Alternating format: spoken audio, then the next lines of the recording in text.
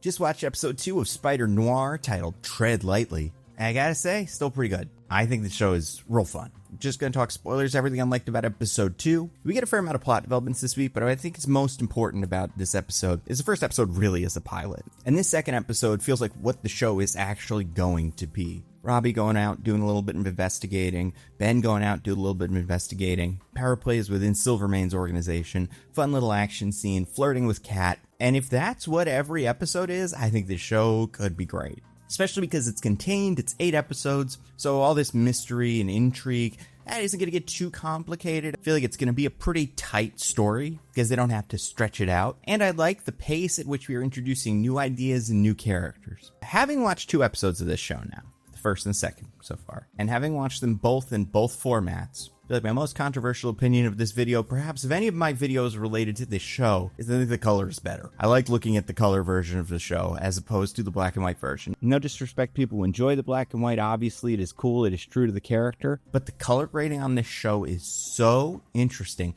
Colors are so vivid and so strange. It's not just that everyone is wearing blue or orange or everything in the background is blue or orange, although I do think that is a wild choice. It must have something to do with how those colors look in black and white. But I think part of the charm with this is every movie set at this time looks like it's in black and white, right? Like the movies that were in black and white look like that. And also, when someone sets a story in the past, they'll film it as if it was black and white. The other thing you kind of see is this grainy, kind of sepia tone version of what the 30s and 40s were. Get a little bit of that in Wonder Woman, in the Captain America movie. Like, it's what we think that looks like through a modern lens. So it still looks old. It still looks different. But it doesn't look as different as if the whole thing was in black and white. What we very rarely get is this third thing, where it looks like what they would have made at this time if they had the ability to film in color. Not all of them, obviously, but colors would be bright and exciting. Characters like Kat and Robbie and Silvermane would wear interesting outfits in contrast with what Ben's wearing, which is his very drab investigator uniform that, even when it turns into the Spider-Man uniform, is still pretty drab. But I think this show is doing something so fun with color that it feels like a disservice to ignore it. And I know people will say, watch both times.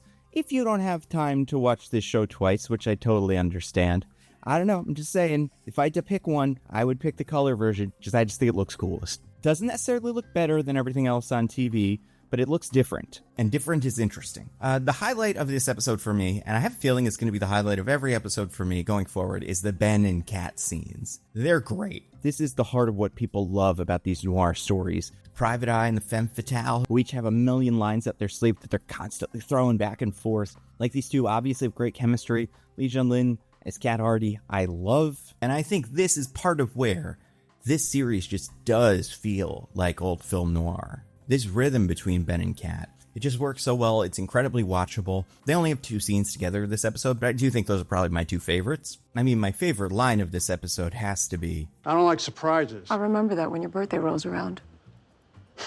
I will say, and we see a little bit of it in their second conversation, I am still not sure what's going on with Nicolas Cage's voice in this show. And maybe it's just me, maybe I'm hearing things.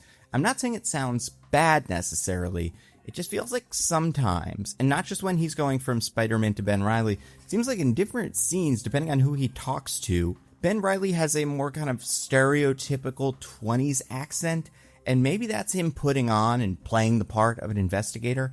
I cannot tell. It seems a little bit inconsistent. I wouldn't say current Nicolas Cage is someone that's known for his incredible accent work. And I don't think he really needs it because Nicolas Cage, just the actor, the one that exists in our world, has this timeless charm that feels right, that feels in line with these noir movies. So I don't know why it feels like he's doing the, hey, see, it's me, see, voice sometimes, but not all the time. If he was just doing it as Spider-Man, fine. If he was just doing it as Ben Reilly, fine.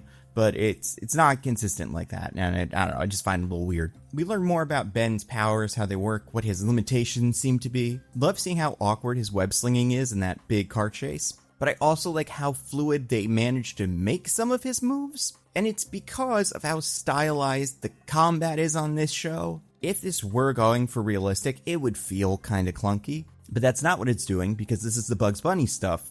So it works. I love how uncomfortable the spider sense is, because sometimes the spider sense is like this little kind of, oh, I'm having a thought. Spider-Man will do that sometimes. Sometimes it's lines over his head, but I love this because it is just like a headache in the back of his neck. It is inhuman. It's weird. Speaking of weird, let's talk about my two new favorite characters, the Mooks. I've been trying to figure out exactly what these characters' names are. I think this is Perry and Pudge. They would appear to be Silvermane's main muscle, even though they're both idiots. And they do little routines from Looney Tunes. So much so that when the spider bonks their heads together, it makes the coconut sound. And so much so that the dumb one says a dumb thing and the smart one smacks him on the back of the head. It's a super fun trope. We don't get nearly enough of it in media today. The incredibly incompetent henchman. I like Janet, the charmer. Love seeing her play in her game, in her element. I like that the cops are corrupt, but in like a folksy, helpful way, where you can bribe them for information if you're a good guy and you have food. I'm glad to see why this character exists, because obviously she's the character in the show that's trying to keep the investigative business going on. Right, Robbie's going to try to bring Spider-Man back. Janet's going to try to bring Ben Reilly back. But I always like a moment like this when we do see this character's also good at her job. She knows what she's doing. She is an essential part of this operation. I don't think she's gone forever because she does quit at the end of this episode. I imagine we'll see more of her just because she does feel like she's part of the principal cast. We got a lot of Robbie in this episode. Robbie Robertson, played by Lamorne Morris. We see him doing investigating. Love it. He's your classic reporter who's just trying to get the scoop, but also he knows how to manipulate people. He's smart. He's able to use the leverage on Addison's wife, and he's persistent. We are also introduced to one of our last main characters of the series. Abraham Papula plays Lonnie Lincoln, aka Tombstone. Now, Tombstone is a character.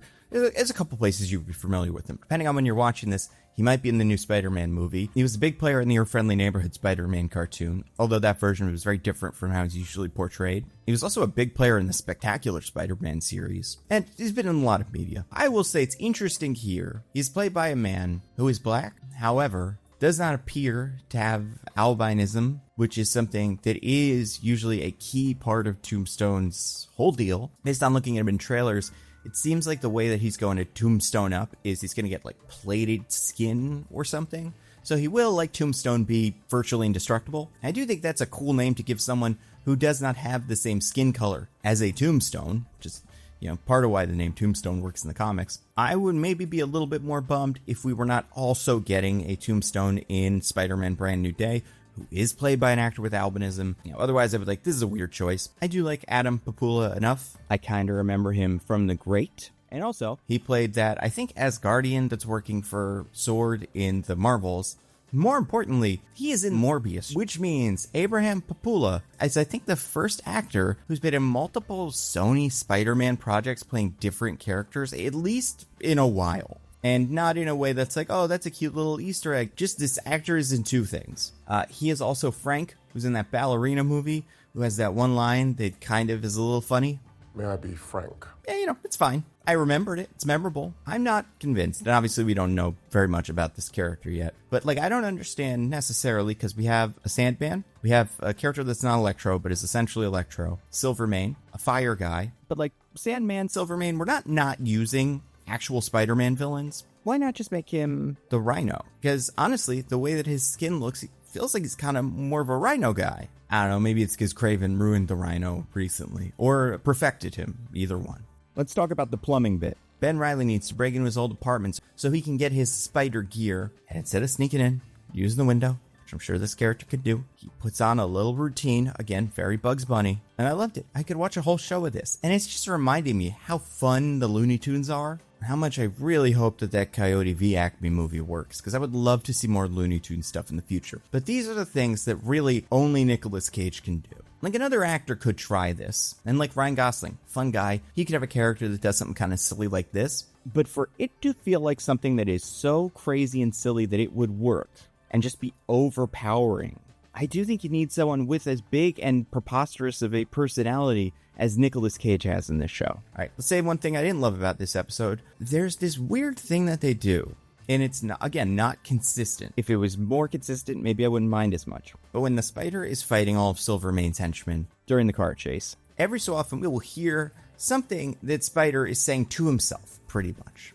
Like a cute little line, a little quip, a little bit of wit. But the way that it captures this sound, and the show presents this sound, it sounds like we're hearing it from inside of a helmet with the spider. Like if we were sharing a very small space with him and there's like an echo and it's just a really weird effect. It's not used every time he has the face mask on. Usually they do mess with the voice a little bit, and it's unclear if that's just like a production choice or that's something Ben Reilly is actively doing. But like, I don't know, 3 of the lines in that fight just sound really weird, and it's because they decided to make them sound completely different from everything else. What else? Love of Prohibition is part of this story.